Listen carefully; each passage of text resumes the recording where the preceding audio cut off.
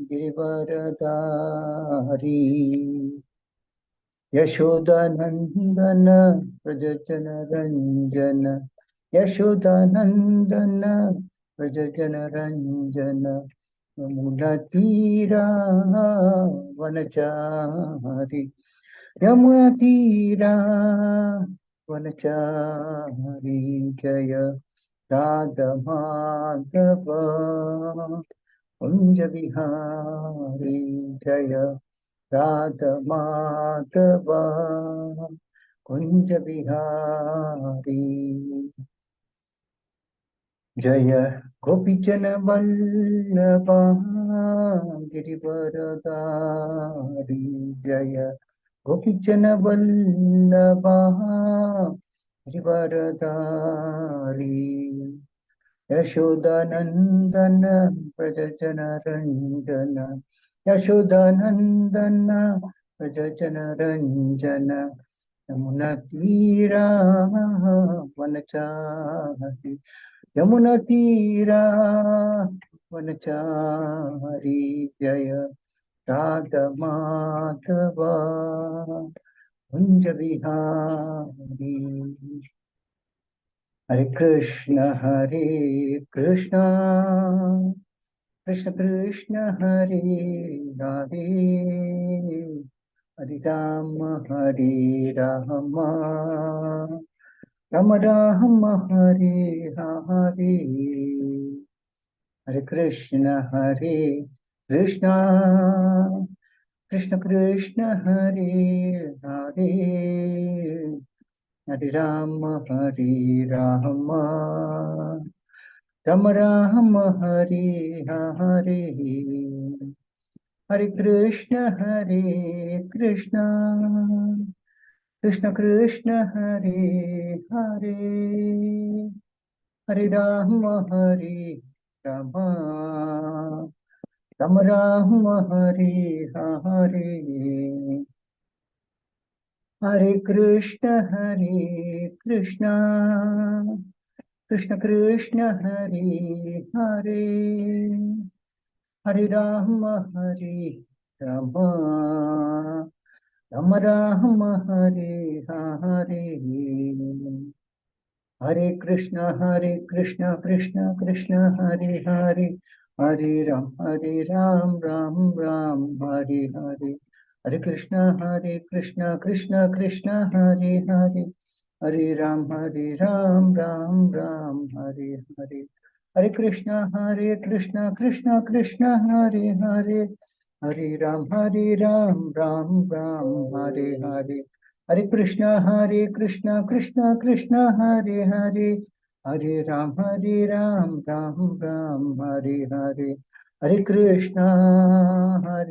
हरे Krishna Krishna Krishna Hare Hare Hare Ram Ram Ram Hare Hare Hare Krishna Krishna Krishna Hare Hare Hare Ram Ram Ram Hare Hare Hare Krishna Krishna Krishna Hare Hare Hare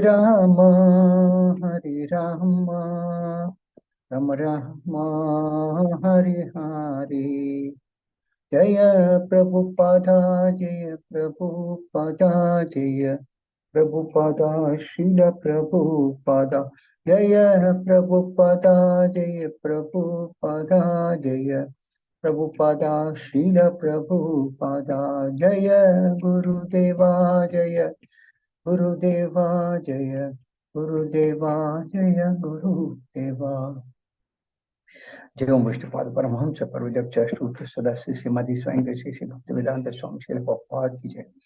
ISKCON संस्थापक श्रील प्रभुपाद की जय। जय ओम विष्णुपाद परमहंस परमजप अष्टोत्तर सदस्य श्रीमती भक्ति सिद्धांत सरस्वती गोस्वामी महाराज प्रभुपाद की जय। जय ओम विष्णुपाद श्री गुरु किशोरदास महाराज की जय। जय ओम विष्णुपाद सच्चिदानंद श्रील बख्शी ठाकुर की जय। जय ओम विष्णुपाद वैष्णव सार्वभौम श्री जगन्नाथ दास महाराज की जय। जय श्री रूप श्री जीव गोपाल भट्टदास रघुनाथ गोस्वामी प्रभु की जय। नामाचार्य श्रीदास ठाकुर की जय। प्रेम से गौ श्री कृष्ण चैतन्य प्रभु नित्यानंद श्री अद्वैत वेदांत श्री वसादि गौर भक्तवृंद की जय। श्री श्री राधा कृष्ण गोप गोपिनाथ श्याम कुंड राधा कुंड गिरिवर्धन की जय। श्री श्री गौरांगी बेंगलोर ईश्वर भगवान की जय, श्री मायापुर धाम की जय, श्री वृंदावन धाम की जय, गंगा माई की जय, यमुना माई की जय, भक्ति देवी की जय, तुलसी देवी की जय, अनंत गुड़ी वैष्णव की जय, श्री हरनाम संकीर्तन की जय, ग्रंथराज श्रीमद भागवतम की जय, इस्कॉन वर्तमान गुरुवंद की जय, समावेश भक्तविद की जय, और प्रेमानंदे all glories to the assembly, all glories to the assembly, all glories to the assembly, all glories to Shri Guru and Shri Gauranga, all glories to Srila Prabhupada ki jai. Om Namo Bhagavate Vasudevaya, Om Namo Bhagavate Vasudevaya, Om Namo Bhagavate Vasudevaya.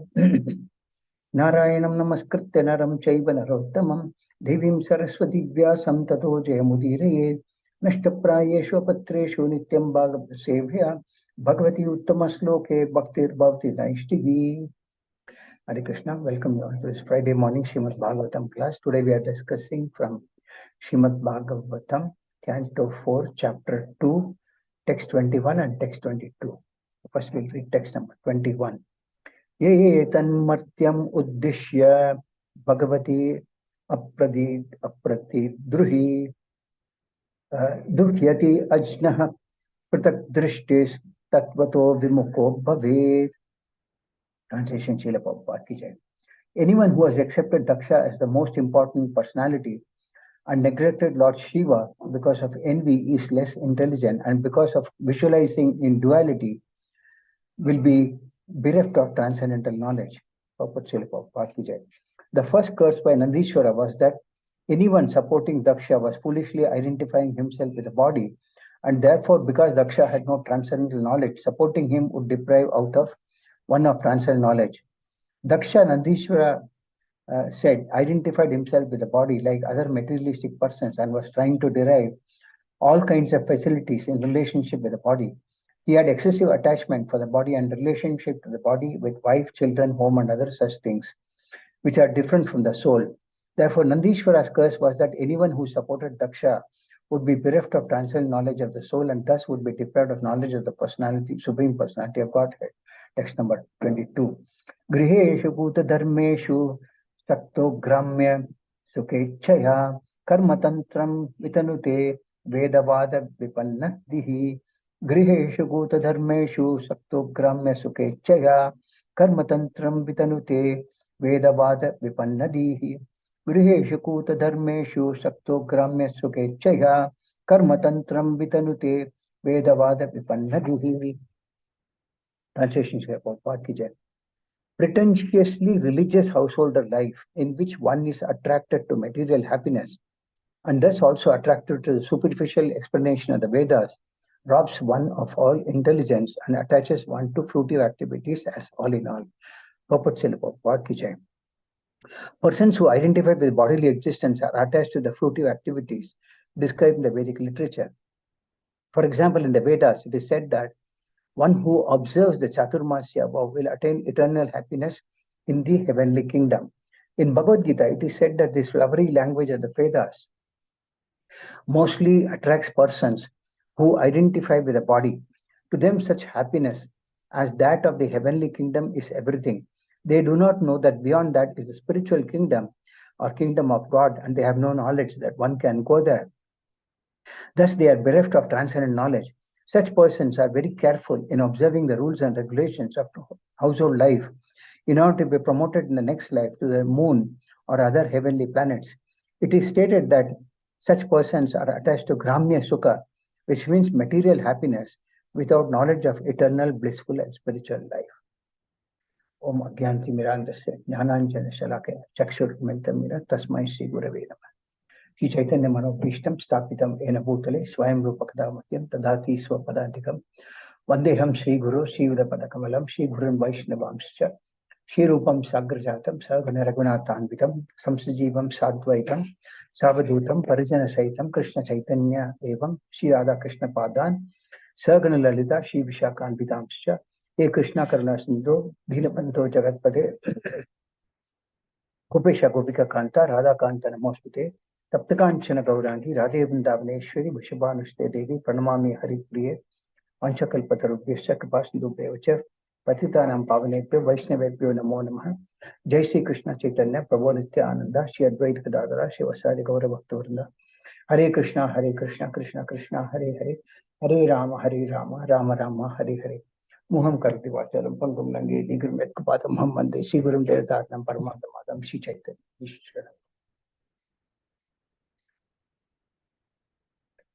Hare Krishna.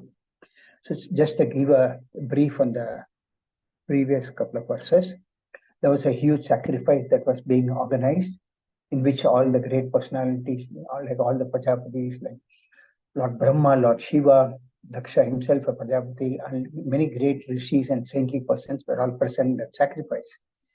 So, when Daksha came into the sacrifice, at that time everyone got up except Lord Brahma and Lord Shiva. Now, Lord Shiva is the son-in-law of Lord Brahma, because Brahma asked Lord Shiva to marry Sati, who was the daughter of Brahma. Though Daksha was not in favor of it, but because his father suggested, so he gave his daughter in marriage. But Daksha thought that he is elder than Shiva, but on a spiritual platform, Lord Shiva was in a higher platform than Daksha. As we will understand from these two verses, the difference between Daksha's position and Lord Shiva's position. So Lord Brahma and Lord Shiva did not get up. So when Lord Shiva did not get up, Daksha was very angry that my son-in-law did not get up. And in the process, Daksha was already envious of Lord Shiva.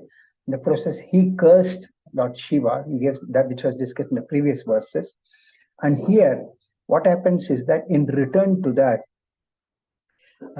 there were associates of Lord Shiva who were present in that sacrifice, of which Nandishvara, who is in charge of Lord Shiva's bull carrier, which is known as Nandi, he cursed Lord Shiva and their associates as a counter issue. And they curse in these two verses, which we will discuss today as to what are the curses and how it should have been done. So in the first verse, we see here, Nandishvara says that anyone who has accepted Daksha as the most important personality and neglected Lord Shiva because of envy is less intelligent because of visualizing in duality, will be bereft of transcendental knowledge. So this is the first curse which Nandishvara is giving, that anyone who has accepted Daksha as the most important person and neglected Lord Shiva because of envy is less intelligent. That means there are two Vaishnavas here. One is Daksha and one is Lord Shiva. So anyone who accepts Daksha as an important personality, ignoring Lord Shiva, is a less intelligent person. And because of this duality, he will be bereft of transcendental knowledge. So first we will understand this verse and then go to the next. So one is envy is a very great impediment in the path of devotional service. What to talk about Lord Shiva, who is the exalted Vaishnava. In fact, he's supposed to be the greatest of all Vaishnavas. He's supposed to be a devotee of Lord Vishnu. That is why he's called a Vaishnava. And of all of them, Lord Shiva is supposed to be the greatest in the spiritual position. So in spiritual aspect, one cannot consider one's age as a criteria. And there are many examples in Srimad Bhagavatam. For example, we see in the case of Prahlad Maharaj. Prahlad Maharaj was a small child, whereas he was born in a demoniac species of life, and his father was apparently elder than the son. So Prahlad Maharaj was an exalted personality because he was a pure devotee of the Lord, whereas Hiranyakashipu, though he had a lot of Vedic knowledge, he was a demoniac person who used his powers to torture all the demigods. So when it comes to spiritual life, these are qualities that are considered. Age is not a criteria. And in this case also, though Daksha was one of the Prajapatis, he was also a highly attached materialist, in the sense that there are devotees who practice religious life. At the same time, they are attached to material opulence, in which case here we see that Daksha is Nandishwara curses Daksha, saying that those who identify themselves with the body, they will be bereft of transcendental knowledge. So spiritual life is something, it is to do with the spirit soul, that is uh, the soul within us, within the body, and the soul being a part and parcel of the supreme soul, who is also spirit, is transcendental. The soul is transcendental, the spirit, the super soul, is also transcendental in nature. They have nothing to do with the three modes of material nature in this material world. So the real knowledge is Vedic knowledge, and the other things are, we call it a Shilpi knowledge, because they are not very significant. They are insignificant for us, because just like if the soul does not exist, the body cannot function. Similarly, if the spiritual knowledge is the basic pillar behind everything, that all that exists. And Lord Shiva is is a great devotee of the Lord. And Daksha was a mixed devotee who was practicing religious life, but at the same time he was attached to material opulence. So Daksha, on the other hand, misunderstood, or rather he underestimated the position of Lord Shiva, and out of envy towards him, he cursed. So he considered Lord Shiva to be inferior because of his dresses, number one, because Lord Shiva always used to put a snake on his neck, and also he was always living under a tree. So Daksha thought that Lord Shiva was Daksha was looking at Lord Shiva on a material platform and looking at him as not very attractive and so forth. But nevertheless, because Lord Brahma had instructed, he gave his daughter to Lord Shiva. So he had always had that envy on Lord Shiva. And when he did this curse, Nandishwara's curse says that Daksha had excessive attachment for the body in relation to body. That means not only his own body, but also wife, children, home, and other such things which are different from the spiritual aspect. So Nandishwara says that anyone who supports Daksha, that means Daksha and his associates, and anyone who supports those like Daksha would be bereft of transcendental knowledge of the soul, and thus be deprived of the knowledge of the Supreme Personality of Godhead. So knowledge of the Lord and material knowledge, these are two different aspects. Whatever material knowledge we acquire in this material world will all come to an end at the end of this life. Suppose, for example, somebody has spent a lot of time, energy, wealth, etc. in pursuit of a high. Today, these days, one cannot get a decent income unless until they feel they are qualified highly enough. So they may pursue engineering or doctor, whatever it may be. And all this education costs in lakhs, maybe even in crores. So, and plus a lot of time, like in terms of years of practice, etc. And these days, even graduation don't have any value, as people say. So, they after graduation, they do post-graduation practice, so many things. So all these cost a lot of money and wealth and time, etc. So they are all, in spite of that, one may earn some money in this life. Neither the qualification, nor the experience, nor the wealth that they are going to earn are going to be of any help to them in the next life, because with this life, everything comes to an end. There is a question mark even whether they'll get a human form of life in the next body. So all these things have no relevance, though they may be required in today's life. That's why Srila Prabhupada always gives a quote that one must work to keep his body and soul together. That is all. Not endeavor more than that. Lord Krishna also explains in Bhagavad Gita that we are not this body, but we are a spirit soul.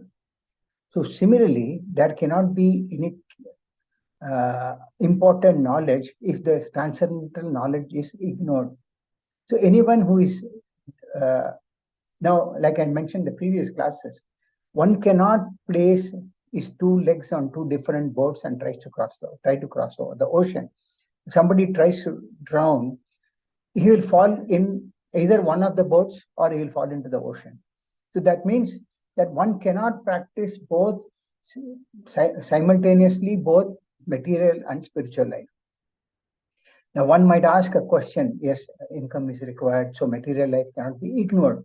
But material life can also be performed on a spiritual platform.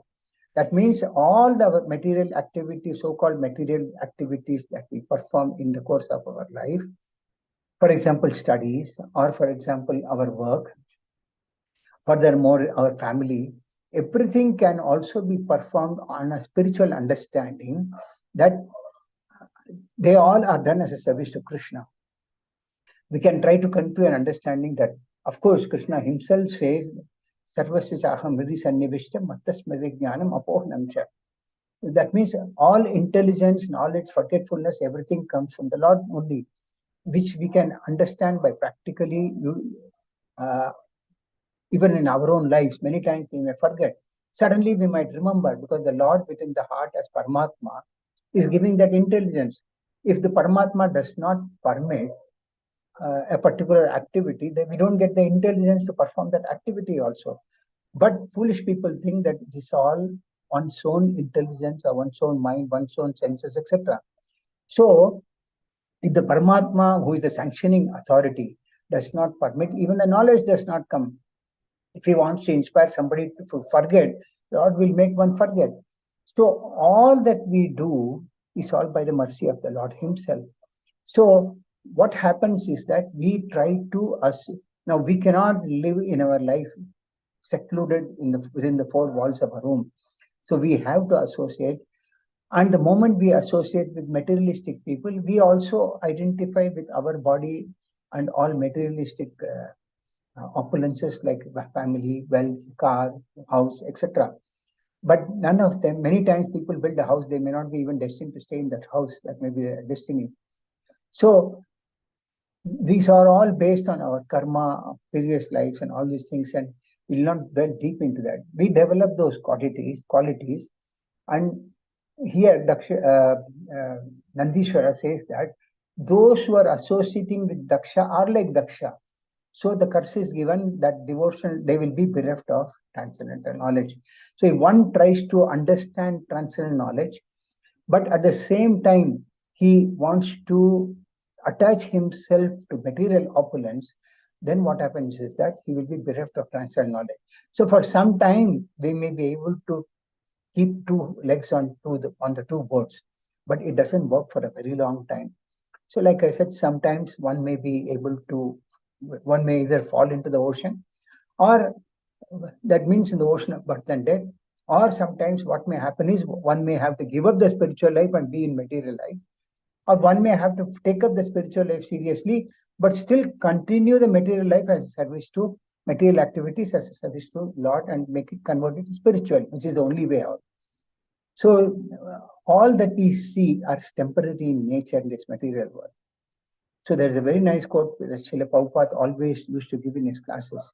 It's a quote from 10th canto of Srimad Bhagavatam, which says, Yasyatma buddhi punapetra dhatuke swadi kalatradishu bhauma icchati yat tirtha buddhi salile nakarhiche janeshu avijneshu sayeva gokaraha. The translation is, one who identifies his self as the inert body composed of mucus, bile, and air. That means this body is supposed to be made of, they say in Ayurveda, kapha, pitta, vayu, so bile, mucus, and air, who assumes his wife and family are permanently his own. That means one who concludes that his family, wife, etc. are there permanently his own. So which is actually not true also, because somebody may be a husband in this life, somebody may be a wife in this life, but whose wife or husband in the next life, we don't know. Or who sees a place of pilgrimage as merely the water there. Many times people go to holy places just to, they think that they will, for example, people go to Ganges River and take bath there, thinking that they'll wash off all the sins. But again, they come out and commit sinful activities. This is one category. Or who sees a place of pilgrimage, as water there, but who never identifies himself with or feels kinship with, or worships or even visits those who are wise in spiritual truth. That means those who don't associate with, or those who don't understand the spiritual truth, such persons are no better than a cow or an ass. The point is that those who identify more with the body and attachment to material, they are no better than a cow or an ass. So the point is that one should understand the purpose of human life is given to understand what is reality, what is spirit, and what is matter. And if that is not understood in the human life, they are just like a cow or an ass, because an ass or a cow cannot understand what is, they don't have the intelligence to understand what is spirit and what is material. So there is also a quote from another Samhita, which Prabhupada has mentioned. Men who do not know the principle of devotional service to the Supreme Lord should be known as cows and asses, even if they are expert in technically analyzing Vedic mantras and are adored by world leaders. So many people try to recite nice slokas from the Vedas, this, that, quote from here, quote from there, everything they'll do. But they don't know the principles of devotional service to the Lord.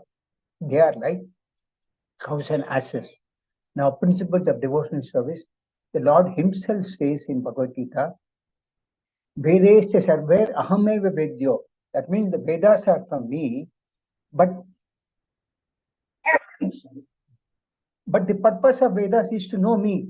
That means if somebody is reading Vedas and pronouncing very nicely in Sanskrit, quoting Vedic slokas from the Vedas, etc., but not knowing what is the purpose of Vedas, then there is no use of reciting these Vedas, because you're wasting your time. The purpose of knowing Vedas is to know the Lord, who is Krishna Himself. So it is said that Bhagavad Gita is also the part of the Mahabharata, which is the fifth Veda. So ultimately, everything, the cause of everything is the Supreme Lord Krishna. And by reading Vedas or reading even scriptures without understanding the cause of it, it has no meaning.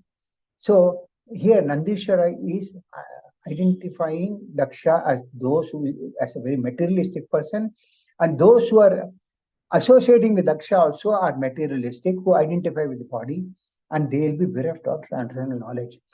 So one should be very careful in their spiritual life not to get attached too much to this body and anything that is material opulence. So here we see that Nandishwara is cursing Daksha and his followers. So one point that is mentioned is that generally, even on a material platform, it is that one should not criticize another person in public. It's not advisable to criticize the Vaishnava in general, but even on a material platform, it is said that one should be very careful, because there's a saying that when you praise in public, but when you criticize in person. So when you want to find fault finding is not a good exercise, but if you want to do it also, it is always good to do in person rather than do it in public, because you are trying to bring down the other person in front of everybody, which is a great sin. Now we go to the next sloka. Here, Nandishwara says, pretentiously religious householder life in which one is attracted to material happiness and thus also attracted to the superficial explanation of the Vedas robs one of all intelligence and attaches one to fruitive activities as all in all. So here there are some very important points. One is that pretentiously religious householder life. That means there are many who pretend to be religious, and outside of it, externally, they may exhibit themselves to be very religiously minded, but internally they may not be so. They may be doing all sinful activities. This is one point. Pretentious religion will go into detail into this aspect, in which one is attracted to material happiness. That means one is still attached to a lot of material happiness, and thus also attracted to superficial explanation of the Vedas. That means many might superficially quote from Vedas. Those type of characters, that means the pretentious religious leaders who live a grihastha life, because normally in brahmachari and sannyasa life, there cannot be much of pretension as much as in household life. So that is why it is mentioned about religious household life, who pretend to be religious. Now, who are these religious, pretentious religious leaders? We will try to understand from that. Now,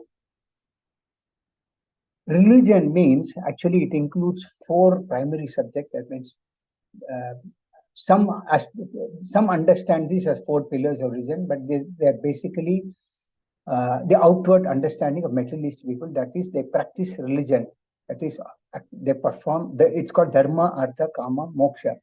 They practice religion for purpose of sense gratification, for which they do economic development. So they perform activity in the name of religion. For what? They perform for satisfaction of their own senses. And finally, when they get up, they want to become liberated from this material bondage. So there is something beyond this, which Chaitanya Mahaprabhu said. These 4 are called Purusharthas. The 5th Purushartha is love of Godhead, which he explained. The purpose of all religious activities is to attain love of Godhead. So eating, mating, sleeping, defending, all these are their principles for all species of life. They are common to everybody and common to humans also. But that religion, which is the extra function of the human being, is that to understand the difference between matter and spirit. Therefore, in human society, there is a form of religion which aims at self-realization and which make reference to man's eternal relationship with God. That means human form of life is given to understand that process of self-realization. That self-realization is that we are not this body, but we are a part and parcel. The soul which is present inside is a part and parcel of the supreme soul. And just like the part of a body is supposed to serve the whole body, the part of the duty of the soul is to serve the supreme soul. That is an eternal relationship. The soul is eternal. The Lord is eternal. The relationship between the soul and the super soul is also eternal. They can never be destroyed. And that process of relationship is what is called devotional service. This is what is known as the process of self-realization. Now, here there's a mention about pretentious religion. Kaitava religion means cheating religion and pseudo religion. Now, Kaitava is a cheating religion, whereas pseudo is pretentious religion. In a sense, both are cheating types, but we will understand. Now, how to understand this difference? Because the Lord is the one who is establishing the religious principle, which is also mentioned in Srimad Bhagavatam, 6th canto. It says, Dharmam tu Shakshat Bhagavat Pranitam. The real religion, the meaning of that sloka is real religious principles are enacted by the Supreme Personality of Godhead. That means all religion or religious principles are established by the Lord only. And anything other than that is all pretentious or cheating religion. Now, in Srimad Bhagavatam also, in the 1st canto, there's a very nice sloka which says, Savai Pumsam Paro Dharmo Yato Bhaktir Adokshaje Ahaituki Apratihata Yatma Suprasidati. That means here it is very clearly explained what is religion. The supreme occupation or dharma for all humanity is that by which men can attain to loving devotional service unto the transcendental Lord. So, religion means one should attain loving devotional service to the Supreme Lord. And such a devotional service must be unmotivated and uninterrupted to completely satisfy the self. So, that religion which does not reach to the stage of loving devotional service is simply a waste of time. May not be a waste of time, but one may have to still try to reach the perfection of devotional service, and that perfection of devotional service must be unmotivated and uninterrupted completely to satisfy the self. So, until one reaches a stage where he performs his devotional service to an uninterrupted or unmotivated state, one will never be able to derive that satisfaction from the performance of devotional service.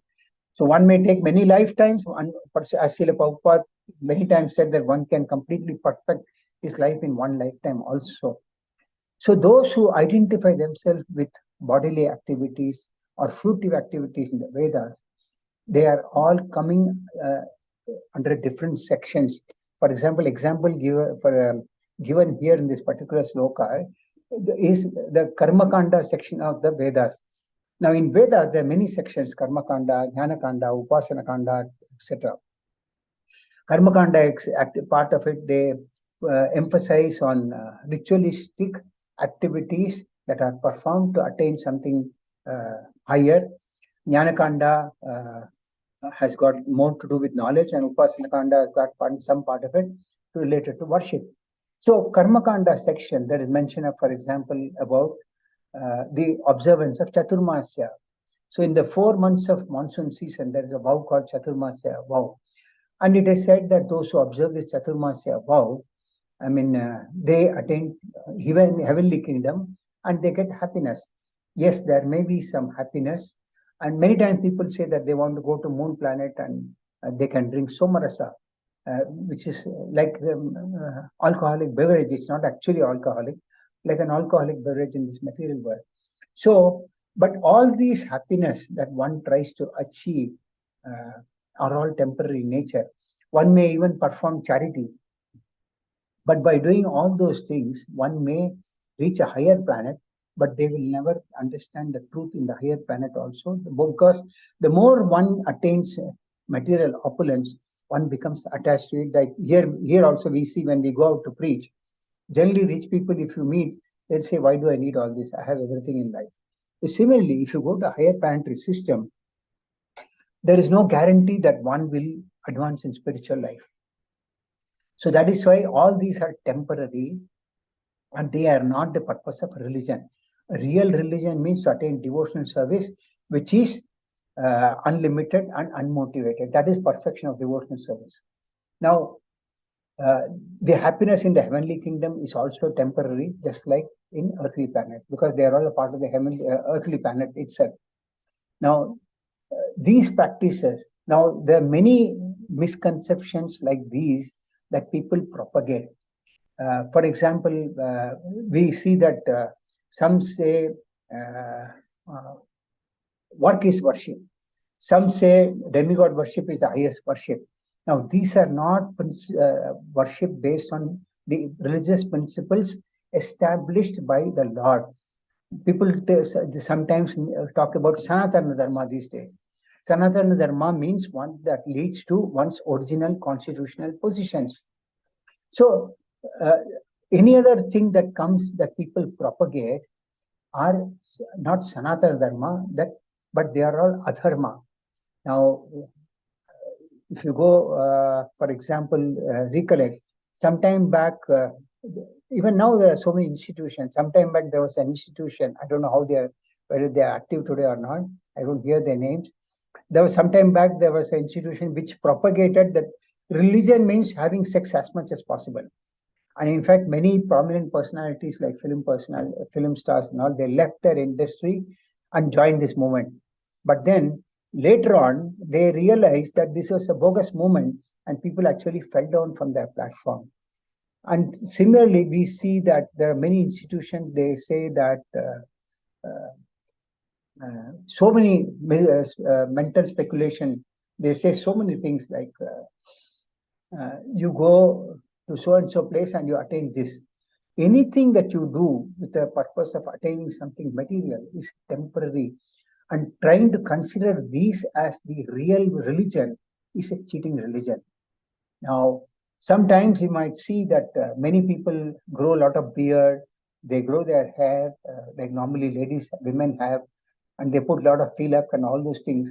These are all pseudo-religious practitioners who try to exhibit themselves as religious practitioners without understanding what the truth is. So, one should be very careful so as not to fall a victim of these. And that is the reason we find many cheating type of gurus who practice a lot of cheating religions, which are not true. And they are all against, forget about being against religion, they are irreligion actually. Many times there are some communities, some people from other faith, they believe that theirs is the only one that practices religion, which is also wrong. People sometimes go for a Sunday program to maybe mosque or a temple or a church for a week just to show themselves to be religious. And then thereafter, other than that 1 or 2 hours they may spend there, they may be indulging in sinful activities. These are all cheating religious practices. Of course, one need not perfect in the right from the beginning, but the purpose of going to these places is to understand what is religion and practice accordingly. One may know, but ultimately, if they are not able to practice, it has no meaning at all.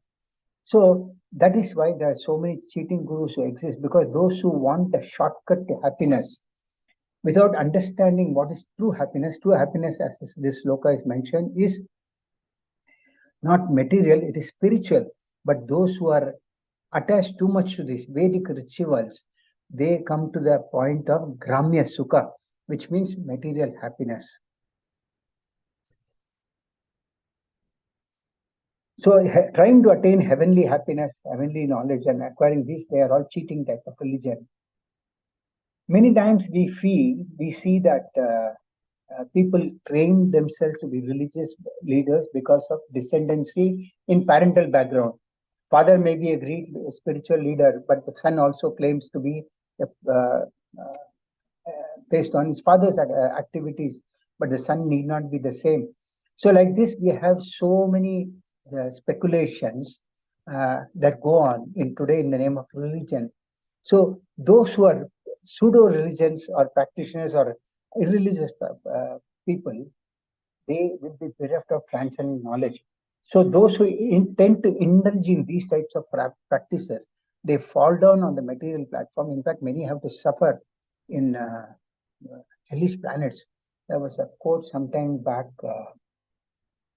as to how somebody was propagating false religious practices and he had to suffer many births in hell. So even within the sampradayas, even in Vishnu sampradayas, there might be small difference in practices. So one should try to understand what is practically applicable and what is practically recommended in today's situation by the authorized acharyas. For example, some sampradayas propagate worship of the deities. Yes, it is definitely effective, but then it is also said in the Shastras that this was very effective in one of the yugas. But in Kali Yuga, it is recommended that chanting the holy name of the Lord is the only means of deliverance, because one does not have the purity to perform or undertake deity worship, which is also true. Deity worship involves a lot of important, vital points like cleanliness, opulence in cleanliness, timely services, etc. One cannot do a service at one time at 6 o'clock in the morning, at one time at 9 o'clock in the morning. These are all speculative in nature. One should be very careful even in deity worship. If one is not able to perform, then there might sometimes one may end up committing offenses. Sometimes, if you go to a religious place to a holy place on a, people say auspicious. Now, say for example, if you go to Srirangam, I think some periods, I'm not sure about the periods, you'll find so many people coming from different sects in the name of Parashakti group, Ayakapa group, because they believe that it's a month of auspiciousness for visiting temples. They come in very large numbers, wait in queue for a long time, but they end up with that as a ritual. After finishing that, they may commit sinful activities again. These are all pseudo religion. Then there are those who practice about non-violence. But then after the temple program is over, they may resort to eating or drinking some nonsense activity, performing nonsense.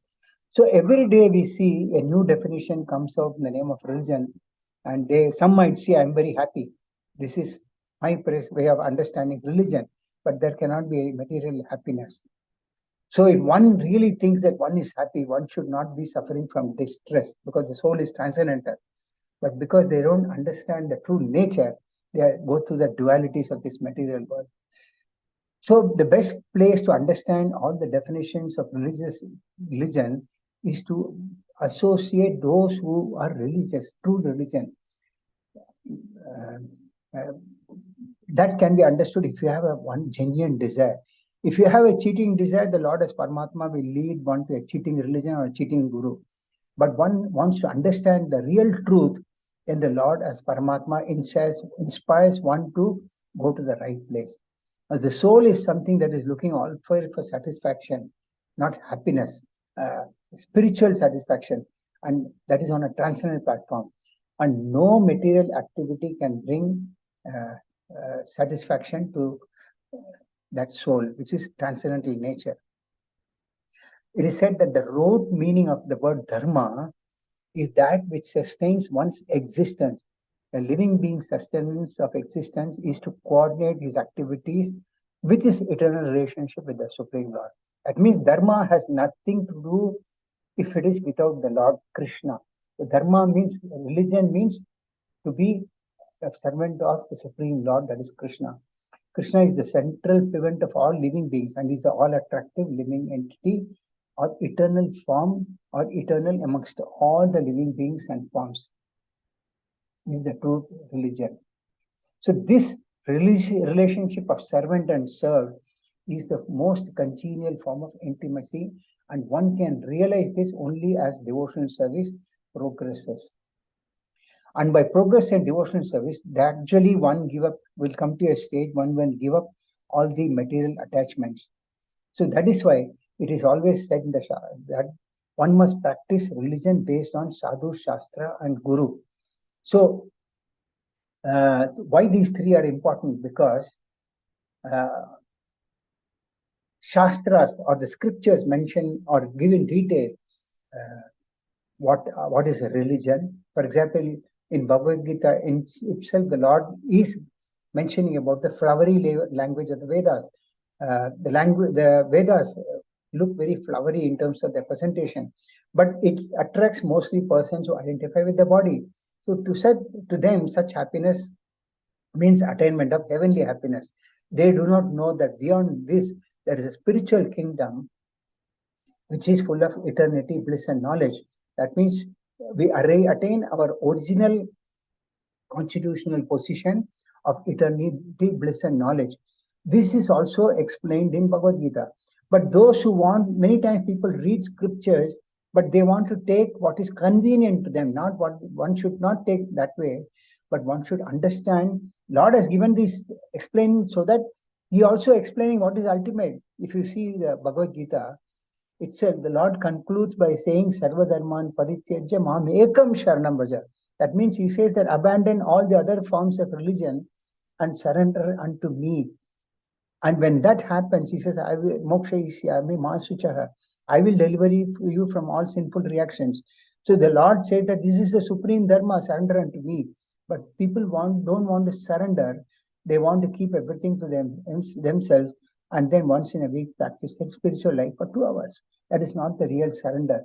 So this is explained in Shastra only, like Bhagavad Gita, Srimad Bhagavatam, etc. But who can understand this? This can be understood through the association of devotees, which is sadhu sangha.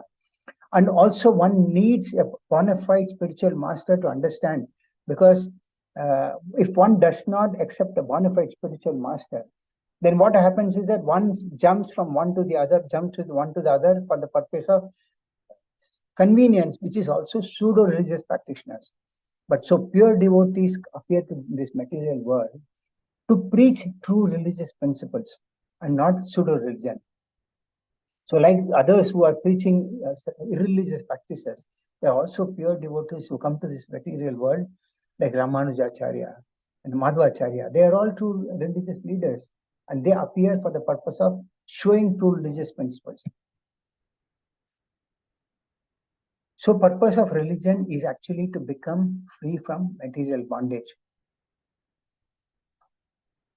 So when the Lord says, abandon all other varieties of religions and just surrender to me, so one should take up that process and surrender to the Supreme Lord. This is the supreme religious principle.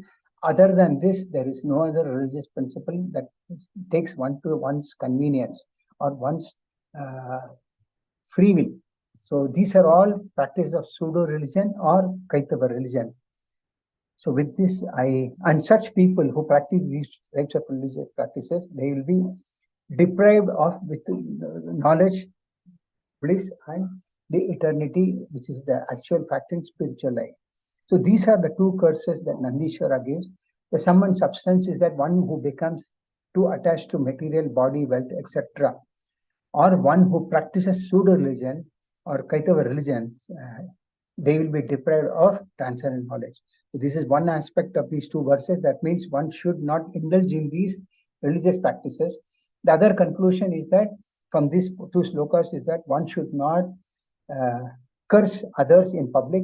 In fact, cursing is a thing that a true Vaishnava never takes as a practice, because Vaishnavas are generally very merciful. So even if somebody behaves in a different way, true Vaishnava does not counteract in a similar way.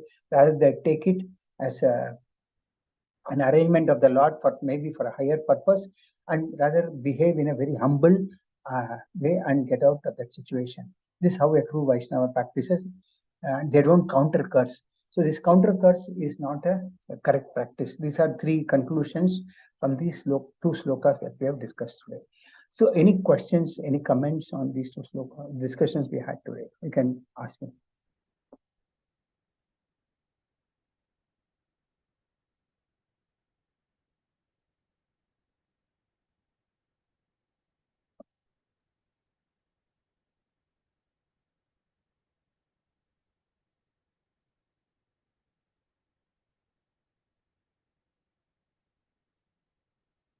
Any questions? Any comments?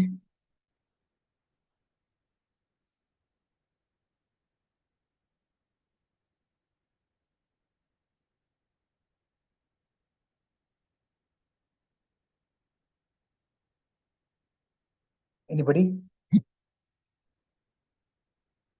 If not, can I take the Hare class? Krishna, Prabhuji. Hare Krishna, Mataji. No. Thank you, Mataji.